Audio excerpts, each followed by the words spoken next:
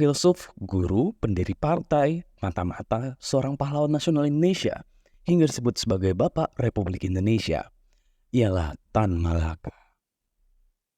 Ibrahim Gelar Datuk Tan Malaka, atau lebih dikenal sebagai Tan Malaka, lahir pada 2 Juni 1897 di Pandam Galang, Sumatera Barat.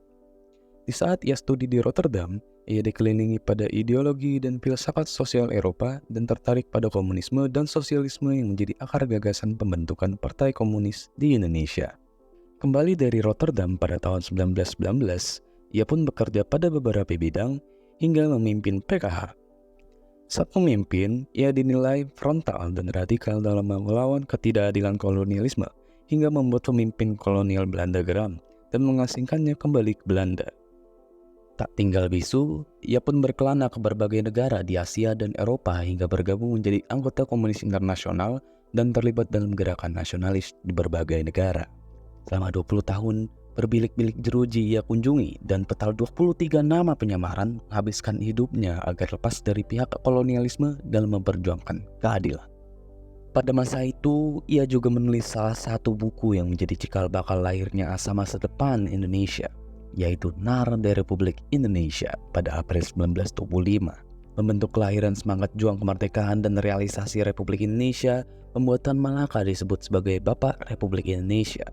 Tak hanya itu, ia pun juga menulis buku-buku terkenal lainnya seperti Masa Akti dan Madilog.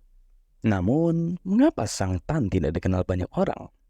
Tahun 1945, riuh gembira masyarakat terdengar di segala penjuru. Namun tidak bagi Tan Malaka. Ia masih merasa bahwa arti kemerdekaan Indonesia masih terdengar sanyut dan lemah sebagai suatu kemerdekaan. Ia pun bergerak pada beberapa pergerakan penuntutan kemerdekaan utuh secara frontal, dari membawa kudeta pertama, dan penggagasan pergerakan beberapa masa seperti Pari dan Murba. Namun hal itu berbalik kepadanya. Tan Malaka, sang penggagas Republik Indonesia pun dicap sebagai pemberontak dan berbahaya bagi tanah air tercintanya. Hingga akhirnya pada tanggal 19 Februari 1949, Tan pun diburu dan ditangkap, hingga dieksekusi oleh negaranya yang ia bela dan gagaskan selama 30 tahun lebih terakhir.